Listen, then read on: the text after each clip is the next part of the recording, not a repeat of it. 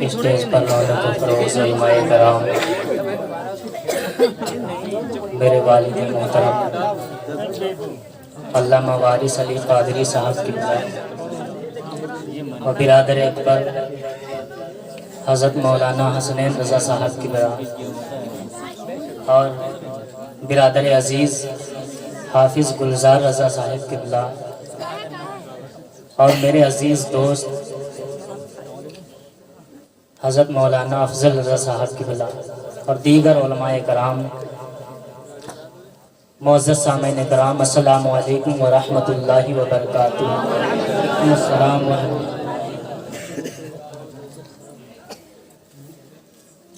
دل برباد کو آباد کر رہا ہوں میں، نبی کی یاد سے دل شاد کر رہا ہوں میں، الہی لاج رکھ لینا آج محفل میں، تیرے دیار میں فریاد کر رہا ہوں میں۔ الحمدللہ الحمدللہ الحنان المنان الذی خلق الانسان والصلاة والسلام علی سید الانس والجان ذوی الخیر والاحسان، اما بعد فاعوذ باللہ من الشیطان الرجیم، بسم اللہ الرحمن الرحیم، والتین والزیتون وطور سینین وہذا البلد الامین، صدق اللہ المولانا العظیم وصدق رسولہ النبی الامین المتین المبین الکریم، ونحن علی ذلک لمن الشاہدین والشاکرین، والحمدللہ رب العالمین۔ غوث اعظم بمن بے سر و ساما مدد، قبلہ میدی مدد، کعبہ ایما مدد، قادری امنارے یا غوث اعظم می زنم، دمزہ شیخ احمد رضا خان قطب عالم می زنم۔ خدا شاہد ہے وہ بازار لگتا ہے مدینے میں، جہاں میں جو نہیں ملتا وہ ملتا ہے مدینے میں، تو دکھا دے یا الہی وہ مدینہ کیسی جہاں پر رات دن مولا تیری رحمت برستی، اور زبان دھل جائے پہلے نام جو اللہ کا نکلے، پھر اس کے بعد میں کلمہ رسول اللہ کا نکلے، تو خدا نے اس لیے رکھا ہے پیچھے نام احمد کو کہ کوئی ناپاکی میں بھی نہ لے نام محمد۔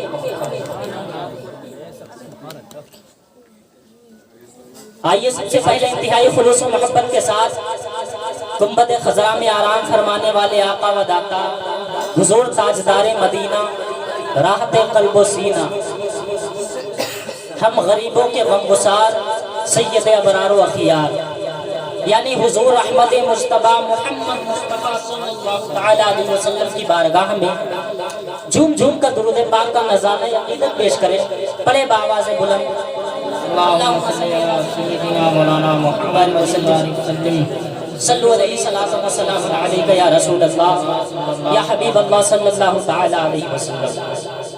جس کام کا حکم بارگاہ اعلیٰ حضرت سے میرے مرشد کامل سرکار امین ملت کو ملا، جس کام کا حکم جس کام کو میرے والد محترم علامہ وارث علی قادری صاحب انجام دے رہے ہیں، میں بھی اسی کام کو انجام دینے کی کوشش میں کہ سونا جنگل رات اندھیری چھائی بدلی کالی ہے، سونا جنگل رات اندھیری چھائی بدلی کالی ہے، سونے والوں جاگتے رہیو چوروں کی ہم الٹتے نہیں بے جان کتابوں کے ورق، ہم وہ پڑھتے ہیں جو آنکھوں پہ لکھا ہوتے ہیں۔ ہم کچھ وقت کے لیے میں آپ حضرات کے سامنے حاضر آیا، میں مبارکباد پیش کرتا ہوں حافظ گلزار رضا صاحب قبلہ کو کہ انہوں نے اپنی شادی کے موقع پر میلاد مصطفیٰ صلی اللہ تعالی علیہ وسلم کا پروگرام رکھا۔ یہ وہ دور ہے جس دور کے اندر اللہ اکبر اس طرح کے میلاد مصطفیٰ منعقد کرنا گویا کہ آندھیوں کو چراغ دکھانے کے مثل۔ میں دلی مبارکباد پیش کرتا ہوں کہ انہوں نے یہ نیک کام انجام دیا۔ آئیے میں اپنی تقریر کا آغاز کرتا ہوں۔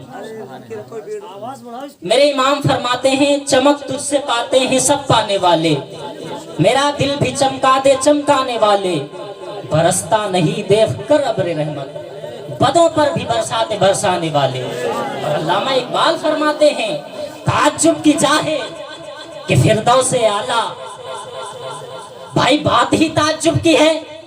تم مکان بناؤ تو اس لیے بناتے ہو کہ ہمیں رہنا ہے، تم گھر بناؤ تو اس لیے بناتے ہو کہ ہماری اولاد رہے گی، ہماری نسل رہے گی، لیکن مولا تو تو رہنے سے پاک ہے، تو تو جسم و جسمانیت سے پاک ہے۔ مولا اتنی بڑی جنت کو بنایا کس لیے؟ تو جواب ملے گا ثقلین رضا سنو، بنانا ہمارا کام ہے اور بسانا مصطفیٰ کا کام ہے۔ جبھی تو علامہ اقبال فرماتے ہیں تعجب کی جا ہے کہ فردوس اعلیٰ، تعجب کی جا ہے کہ فردوس اعلیٰ بنائے خدا اور بسائے محمد۔ اور آگے فرماتے ہیں تماشا تو دیکھو، تماشا تو دیکھو کہ دوزخ کی آتش لگائے خدا اور بجھائے محمد۔ پہلا شعر تو سمجھ میں آ گیا، مولا بنانا تیرا کام ہے، اور دوسرے شعر کا پہلا مصرع بھی سمجھ میں آ گیا، لگائے خدا لیکن بجھائے محمد۔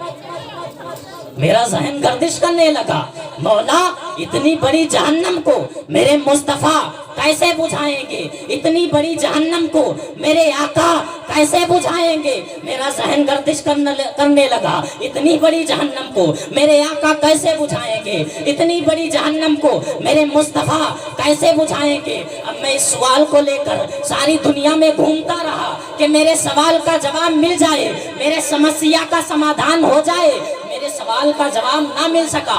آخر کار میں اپنے ملک میں آ گیا، غازی آباد سے لے کر گورکھپور تک گھومتا رہا کہ میرے سوال کا جواب مل جائے، میرے سمسیا کا سمادھان ہو جائے، لیکن میرے سوال کا جواب نہ مل سکا۔ میرا ذہن گردش کرنے لگا، مولا اتنی بڑی جہنم کو میرے مصطفیٰ کیسے بجھائیں گے؟ اتنی بڑی جہنم کو میرے آقا کیسے بجھائیں گے؟ میرا ذہن گردش کرنے لگا، اتنی بڑی جہنم کو میرے آقا کیسے بجھائیں گے؟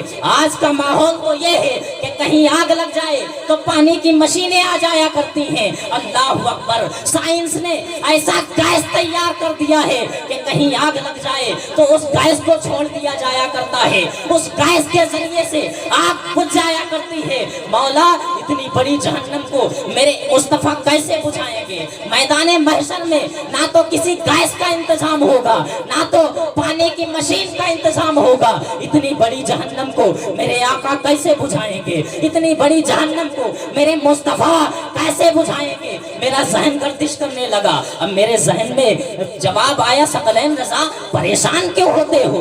گھبراتے کیوں ہو؟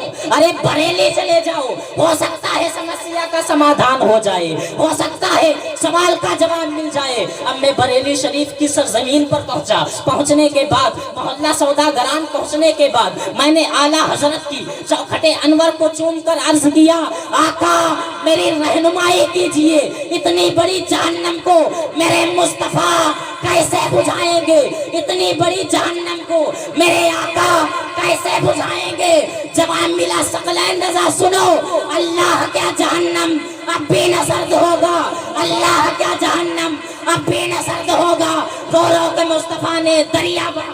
انشاءاللہ نعرہ تکبیر، نعرہ رسالت، سرکار کی آمد، حضور کی آمد، مسلک اعلیٰ حضرت، فیضان اعلیٰ حضرت، فیضان غوث اعظم، نعرہ تکبیر، نعرہ رسالت، زندہ باد۔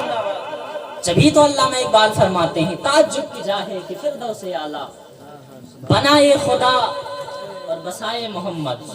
اور تماشا تو دیکھو کہ دوزخ کی آتش لگائے خدا اور بجھائے محمد۔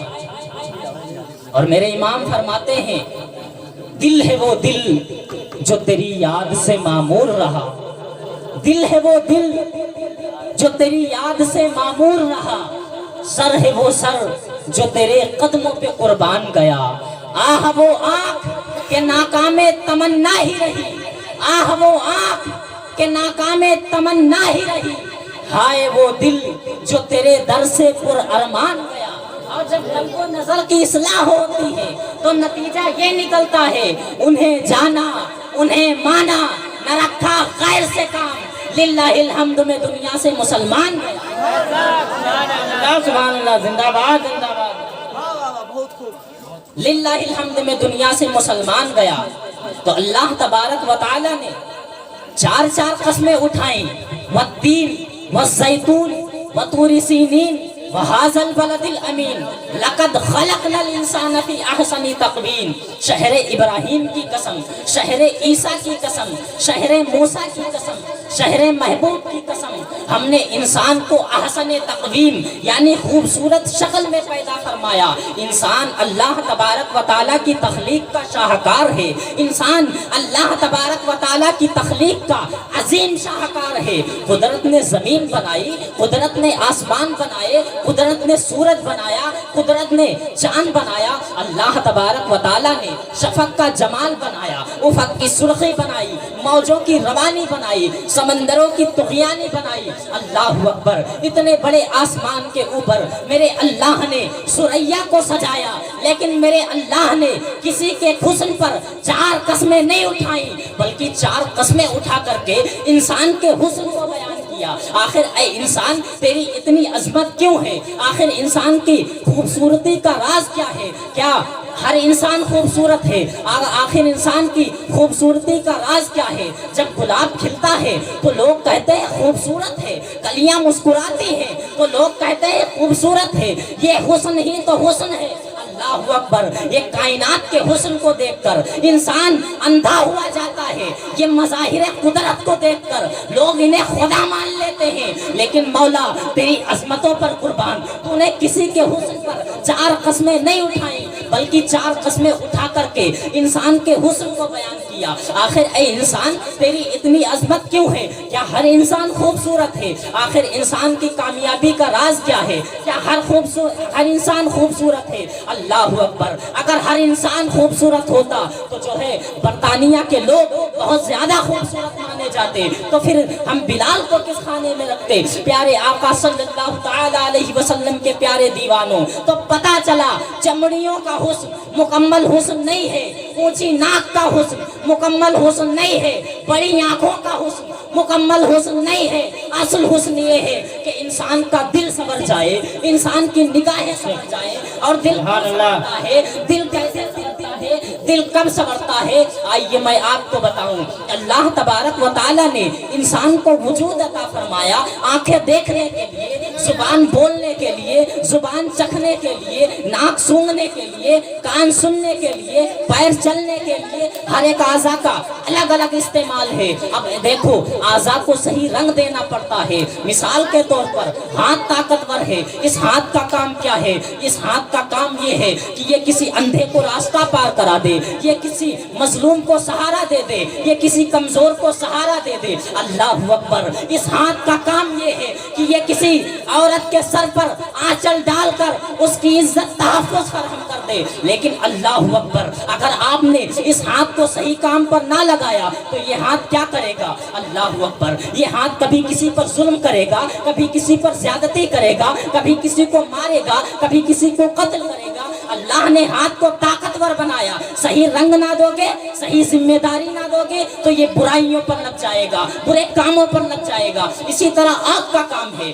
آنکھ کا کام کیا ہے؟ آنکھ کا کام یہ ہے کہ علماء کرام کو دیکھو، سعادت قرآن کو دیکھو، مصحف قرآن دیکھو، تلاوت قرآن کرو، اولیاء اللہ کے مزارات کی زیارت کرو۔ اسی طرح ماں باپ کا چہرہ دیکھو تو ماں باپ کا چہرہ دیکھنے پر ایک مقبول حج کا ثواب مل جایا کرتا ہے۔ لیکن लेकिन अल्लाह अकबर, अगर आपने इस आँख को सही काम पर ना लगाया तो ये आँख क्या करेगी? अल्लाह अकबर, ये कभी फेसबुक पर बैठ करके, अल्लाह अकबर, ये यूट्यूब पर बैठ करके गंदे मनाजिरों को तकेगी, ये बेहयाइयों को देखेगी। अल्लाह अकबर, ये इंस्टाग्राम और फेसबुक पर बैठकर किसी का हुस्न तक करके जहन्नम के अजाब को मौज लेगी। प्यारे आका सल्लल्लाहु ताला अलैहि वसल्लम के प्यारे दीवानों, तो हाथ पकड़ने के लिए है, पैर चलने के लिए है, इस पूरे आज़ा के अंदर तो फिर एक सुल्तान है, एक सरदार है, जिसको दिल कहते हैं, जिसको कल्ब कहते हैं। अब दिल का काम क्या है? अगर हाथ को सही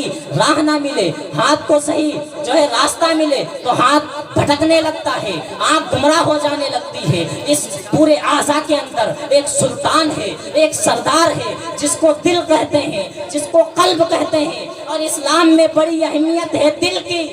जब अल्लाह तबारक व तआला ने आदम अलैहिस्सलाम को मिट्टी से पैदा फरमाया, तो शैतान चारों तरफ घूमकर कहता था, ये तो इतना कमजोर है कि अगर इसे एक दिन खाना ना मिले तो भी ये गिर पड़े, और अगर ज्यादा खा ले तो भी चलने के काबिल ना रहे। लेकिन इसकी अफजलियत का राज मेरे कुछ समझ में नहीं आता। शायद इसकी दाईं तरफ कोई छिपी हुई चीज है, वहां मेरी नजर नहीं पहुंचती। शायद इस इंसान की कामयाबी का राज वही है। झूठा सच कह गया। यकीनन इंसान की कामयाबी का राज वही था जहां शैतान की नजर नहीं जा रही थी, और उसी को दिल कहते हैं, उसी को कल्ब कहते हैं। हाथ का काम जो है किसी को कमजोर को सहारा देना है, पैर का काम चलना है, आंख का काम देखना है, जुबान का काम बोलना है। तो फिर दिल का काम क्या है? दिल का काम है किसी से प्यार करना, दिल का काम है किसी से इश्क करना, दिल का काम है किसी से मोहब्बत करना। अब अगर हाथ को सही समत ना मिले तो हाथ भटकने लगते हैं, पैर को सही राह ना मिले तो पैर भटकने लगते हैं, आंखों को सही मनाजिर ना मिले तो आंख गुमराह हो जाती है। अब दिल का काम है किसी से प्यार करना। अब अगर दिल को सही समत ना मिले तो ये दिल गुनाहों से प्यार करेगा, ये दिल जराइम से प्यार करेगा, ये दिल जुल्म से प्यार करेगा।